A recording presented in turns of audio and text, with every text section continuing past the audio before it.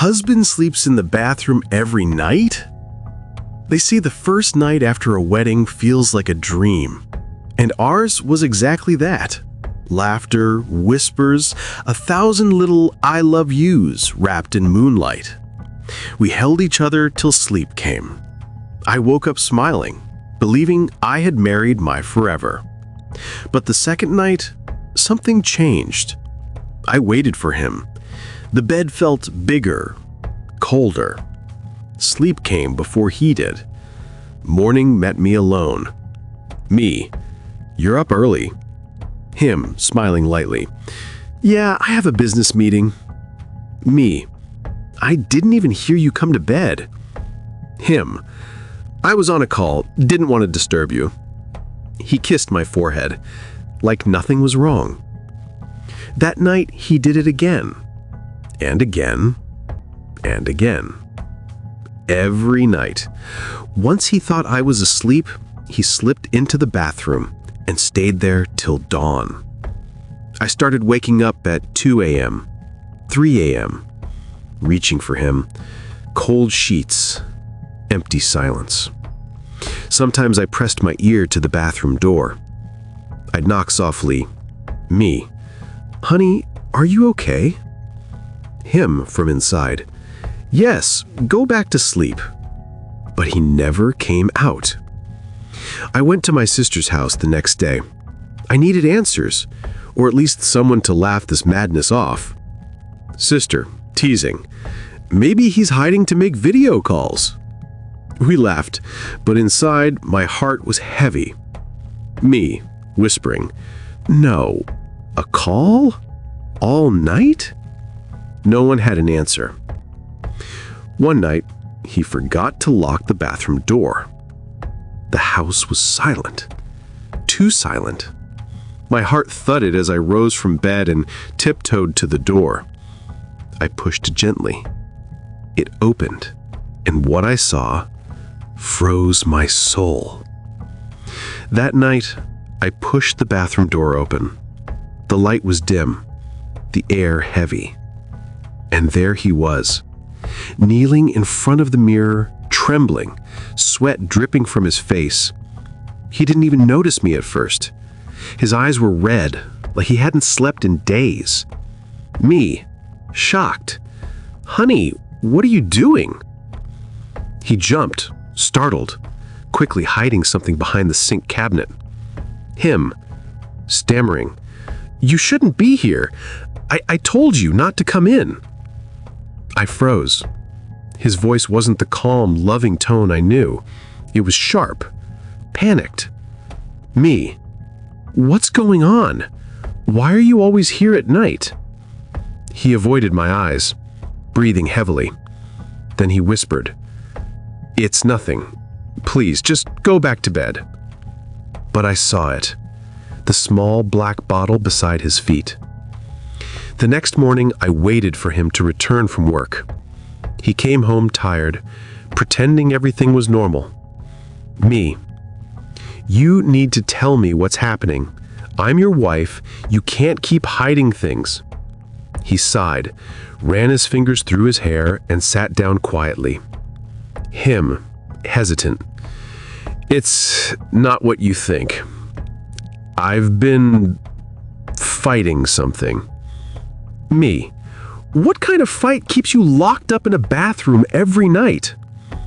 He stared blankly at the floor, then whispered, almost too low to hear. Addiction. He confessed everything. Long before we met, he had been addicted to hard substances. He thought marriage would fix it, that love could erase his demons. But every night, he fought cravings alone, inside that bathroom. He hid there to keep me from knowing, ashamed, scared of losing me. Me, in tears. Why didn't you tell me? Him, sobbing. Because I wanted to be perfect for you, but I'm broken and I don't know how to stop. I held him, shaking, torn between anger and pity. Love suddenly felt heavier than I imagined. That night, he didn't go to the bathroom. He lay beside me, restless, whispering silent prayers. I stayed awake, watching him tremble in his sleep, realizing that sometimes the person you love most is fighting a war you can't see. Moral lesson: love isn't about perfection. It's about understanding the broken parts of someone and still choosing to stay. But true healing begins with honesty, not hiding. If you discovered your spouse was secretly battling addiction, would you stay or walk away? Do you believe love alone can change someone? What would you have done if you were in Shioma's shoes? Drop your thoughts in the comments section. I'll be reading every one of them. If this story touched your heart, don't scroll away. Like, comment, and share this video to inspire someone out there. And don't forget to subscribe to Gentle Spark Inc. for the next emotional episode, where love faces its greatest test yet. My husband sleeps in the bathroom every night. Episode 2. I looked at him, speechless. For a moment, I expected him to shout, to lie, to cover up again. But instead, he cried. Tears rolled down his face like a man drowning in shame. Felix, sobbing, I thought warning you would keep everything private, but since it's out now, let me confess. His voice broke mid-sentence. My heart ached. Something was deeply wrong, more than I'd ever imagined. I held his arm gently, leading him back to the bed. He sat down, shaking like a child. I know you were shocked when you saw me in that posture, with that plastic bottle. I know it's been eating you up, but believe me, I'm not proud of it either. I'm doing it for us, especially for you. For us? For me? I frowned, searching his eyes for reason. Felix, I didn't want you to feel bad later on. My voice trembled as I stood up. You didn't want me to feel bad? Felix, am I not enough for you? What am I lacking? No, you're perfect. Please calm down. Oh, I wasn't satisfying you, but a plastic bottle could. Silence filled the room. I couldn't take it anymore. I turned to the wardrobe and began packing my bag. I think I need to leave and clear my head, I said, brushing past him. He rushed in front of me, blocking the door. Honey, please don't do that. I'm not done explaining. What else do you want to say? Is that behavior even normal? What explanation makes this right? He broke down again. Please, don't go. I love you. But my heart was already heavy with disappointment. I reached for the door handle and froze. Standing there was my sister. She had heard everything. Felix stepped back, speechless. I simply said to her, Please, let's go to your house. And just like that, I walked away from my marriage. That evening, as I sat in my sister's house, the silence was deafening. I kept replaying his tears, his words. I did it for us. For us. What did that even mean? But before I could make sense of it, my sister stood up suddenly, grabbed her keys, and said, I'm going back there. Something about this isn't right. And she left. I didn't know what she'd find when she got there, but deep inside, I prayed, let it not be something worse. I had no idea my sister had gone back to see my husband. I was still at her place trying to calm my mind when my phone rang. Caro? Hello? Caro? Are you at home? No, I'm still at my sister's. Well, I just saw her at your house. With your husband. I froze. My hands trembled. I tried calling my sister, but her phone started ringing inside the house. She had left it behind. Without thinking, I grabbed my keys and ran out. I barged into my home, and there they were, my husband and my sister, sitting together. Caro, what? You're unbelievable. How could you?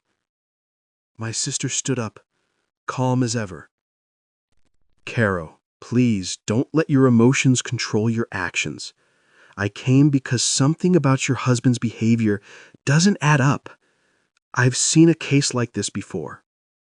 I hesitated, torn between rage and confusion. She turned to Felix and said softly, "Go on. Tell her the truth. I'm not here to judge. I just want to help." Felix kept his head down for a while, then finally spoke. "Felix," voice low, breaking. "After I lost my job, everything collapsed. I tried, applied everywhere, but nothing worked. Some nights I slept hungry. Then someone introduced me to selling my sperm. That's how I survived before we got married. It's how I paid for our wedding and this house." I felt my knees weaken. He continued, tears falling. "Some days I don't even sell. I just go to the bathroom to do it. It became a habit, an addiction. I want to stop, but I don't know how." He buried his face in his palms and wept. I walked toward him slowly, then held him tight. For the first time, I understood his pain. My sister placed a gentle hand on his shoulder. "Sister, wishing to stop isn't enough. You have to cut ties with those buyers. Stop feeding the urges. Spend time with your wife. Be honest with her. And rebuild your life. Otherwise, you'll stay in this circle forever." Felix softly said, "I will. I'll try my best." I looked at him, eyes wet, and whispered, "I'm sorry for not listening earlier." For the first time in a long while, peace filled the room. Later that night, we talked for hours. Then my sister left. I fell asleep beside Felix, finally at peace. But around midnight, his phone lit up. A text. "Your rent is due. I'll be there tomorrow afternoon. Have it ready." Felix sat up, staring at the screen. Silent. Moments later, another message. Then a call. The name flashed on the screen, "Buyer." He ignored it, but it rang again. He looked at me, still asleep, and quietly left the room. He answered, "Buyer, on call. Felix, there's a big deal tonight. Triple pay. I called you first, but if you're not interested, I'll pass it to someone else." Felix's hand trembled. The rent, the bills, his pride, all crushing him at once. He closed his eyes and whispered, "I'm coming." He ended the call, took a deep breath, and looked back at the bed. Narrator, soft and emotional. He stared at me for a moment, peaceful, asleep, then turned toward the bathroom. But just as he took his first step, "Caro," half asleep. "Honey?" He froze. To be continued. Moral lesson. Sometimes, people don't fall because they are weak. They fall because life hit them harder than they could stand. But every last time we justify can become another chain if we don't choose change over comfort. Real love isn't about hiding your pain. It's about facing it together. Do you think Felix deserves forgiveness or a second chance? Should Caro still trust him after this? If poverty pushes someone to sin, is it survival or betrayal?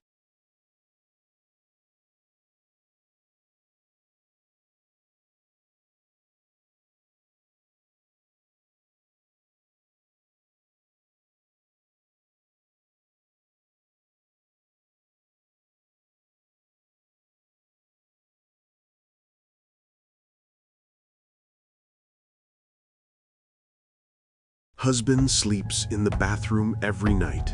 Episode 3. He turned back and saw that I was already awake. Our eyes met. He froze, like a child caught in the act. "Felix." "Oh, you're awake already." I looked at him closely. Something was wrong. That same emptiness, that same guilt was back. He was about to do the very thing he promised never to do again.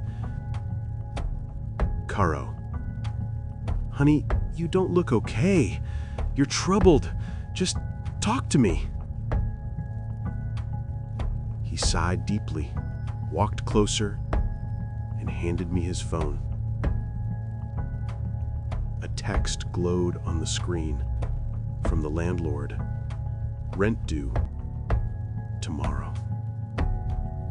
"Felix, bills, rent, everything's piling up. I don't know what to do." I swallowed hard. "So what's the plan?" After a heavy silence, he whispered, "The buyer just called. The pay is more this time. I plan to do it. Just one last time." I felt my soul crumble. I was torn between two impossible choices: my pride or my peace. With tears in my eyes, I stammered, "All right. Go ahead." Then I turned away, ashamed of my own words. He gently touched my shoulder. "Felix, it's okay, honey. We'll be fine." I turned slowly as he walked toward the bathroom. He picked up that same plastic bottle. Tears streamed down my face.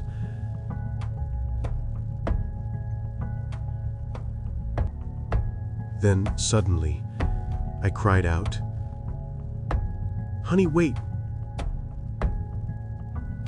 My conscience won't let me rest. There must be another way."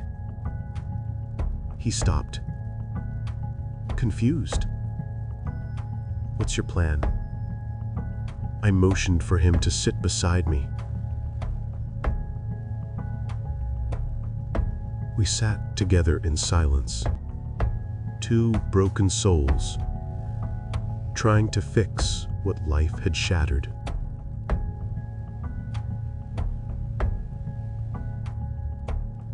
"Maybe we can borrow money." Before we could decide, his phone rang again. I snatched it before he could answer. Caro angrily, "My husband is not doing that business anymore. He's a changed man. Stop calling him." I hung up, trembling, then burst into tears. He held me tightly.